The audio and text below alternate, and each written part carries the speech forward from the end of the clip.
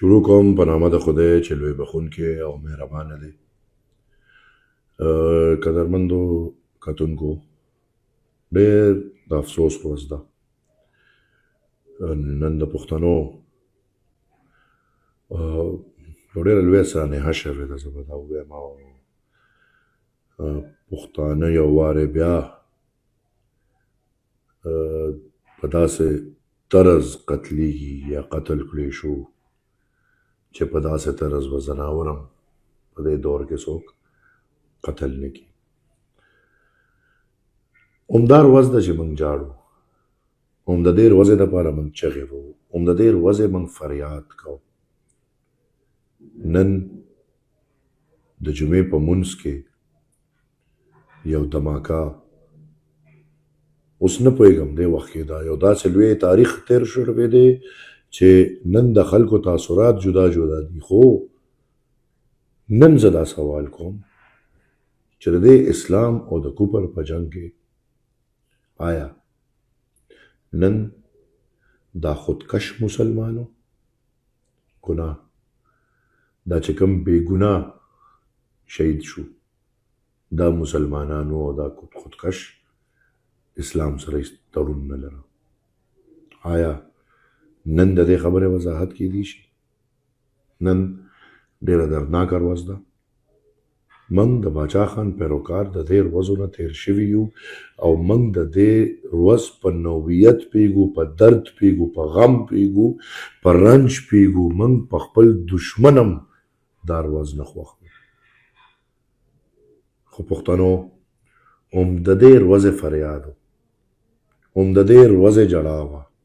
اور چې ولګي هغه خورېږي، هغه دې ته نه ګوري چې دا بوټی به نیسم او دا به نه نیسم، هغه اور خورېږي.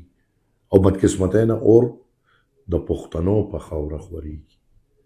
کو هر اړخ ته دی هغه پښتون دی. موږ د 50 کالو نه دا چغه وهو.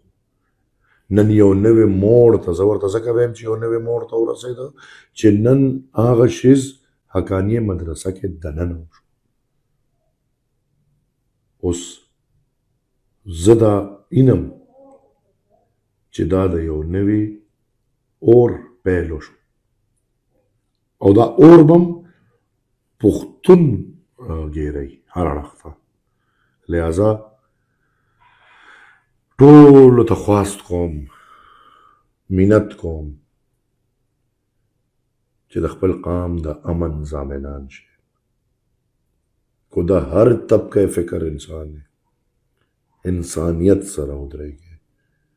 او د ریاست نه دا تمه او اپیل کوم چې د پښتنو دپاره د امن پالیسي خپله کړي. د پیسې د ګټلو تاسو سره د دنیا لارې شته او لګیا یې ګټئ، نو مهرباني وکړئ کم سے کم زموږ د سر سودا مه کوئ. پښتون قوم یو وارې بیا سختو ته مخامخ کیږي، او زه دا اینم الله دې په موږ رحم وکړي. زه د عوامي نیشنل پارټۍ د نوښار بالخصوص او بیا په خصوصي په عمومي توګه ټولو ته دا خواست کوم، اپیل کوم چې ځان ورسوئ. دغلته نوښار کې زموږ پښتانه کورونه تباه شو، هسپتال ته ځان ورسوئ، غمجنو له ځان ورسوئ، کورونو ته ځان ورسوئ، خدمت وکړئ، خلکو له سینې ورکړئ، خلکو له اوږې ورکړئ، د خلکو غم کې شریک شئ. او دعا به کوم د خدای نه چې خدای دې د پښتون په خاوره امن راولي. ډېره مهرباني.